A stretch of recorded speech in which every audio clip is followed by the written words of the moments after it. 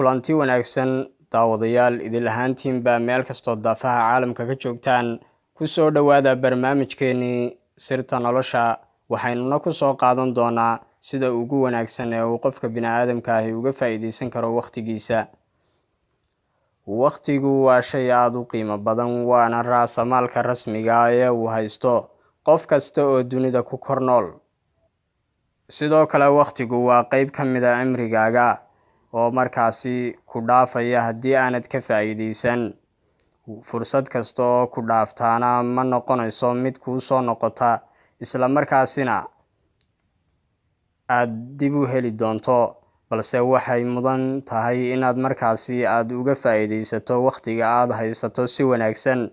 Sidoo kale shaqada markaasi maanta kuu taala waxaa muhiim ah, caqliga saliimka ahina uu ku siinayaa inaanad berri dib ugu dhigin, balse aad ka faa'iideysato saacadaasi aad joogto, maadaama oo markaasi uu waqtigu yahay shay aad u qaaliya oo qofka bini'aadamka ay tahay inuu uga faa'iideysto wax kasta oo anfacaya noloshiisa adduunka iyo weliba tiisa aakhiro.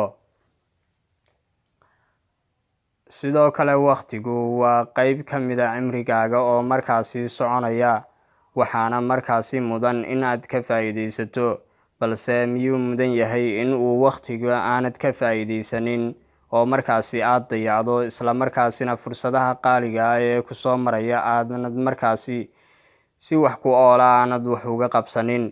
Jawaabta saxda ah ee caqliga saliimka ahi uu ku siinayo ayaa waxa ay tahay ma mudna waqtigu in la dayaco oo aan markaasi aan laga faa'iideysan, maadaama oo markaasi uu waqtigu uu yahay mid maalinba ay maalin kuu dhiibayso oo markaasi ku dhaafaya.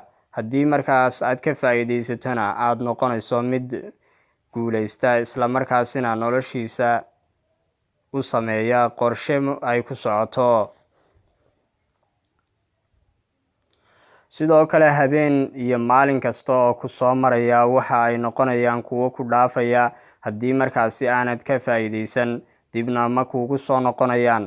Waqtiga kale ee markaasi ku soo maraya laftiisuna waxa uu u noqonayaa cimrigaagii oo sidaasi u soconaya. Saacad kasta iyo daqiiqad kasta oo ku soo martana waxaad u dhowaanaysaa geerida. Haddii markaasi aanad ka faa'iideysan, waxaad markaasi noqonaysaa qof aan waqtigii soo maray iyo fursadihii qaaliga ahaa ee uu helay aan ka faa'iideysan oo iska dayacay. Sidoo kale waxaa lagu weydiinayaa waqtigii ku soo maray iyo weliba jaaniskii lagu siiyey sidee baad uga faa'iideysatay, maxaad ka qabsatay, cimrigaagii maxaad ku gaboojisay, dhalinyaronimadaadii maxaad kaga faa'iideysatay? Su-aalahaasi oo dhani waa kuwo ku hor imanaya maalinka aakhiro. Haddii markaasi aanad maanta garaninna, waxa aad ku baraarugi doontaa xilli aanay markaasi waxba kuu taraynin garashadeeda. Sidoo kale waxaa muhiim ah inuu qofku waqtigiisa uu kaga faa'iideysto wax kasta oo anfacaya noloshiisa adduunka iyo weliba tiisa aakhiro. Kaga faa'iideyso waqtigaaga akhrinta Qur'aanka Kariimka ah, barashadiisa, ku camalfalkiisa. Kaga faa'iideyso waqtigaaga ee waxbarashada diiniga iyo weliba tamaadiga ah, si aad markaasi noloshaada iyo weliba mustaqbalkaagaba aad kor ugu qaaddo, isla markaasina aad u noqoto qof adduunka inta uu joogo ku noolaada nololta ugu wanaagsan.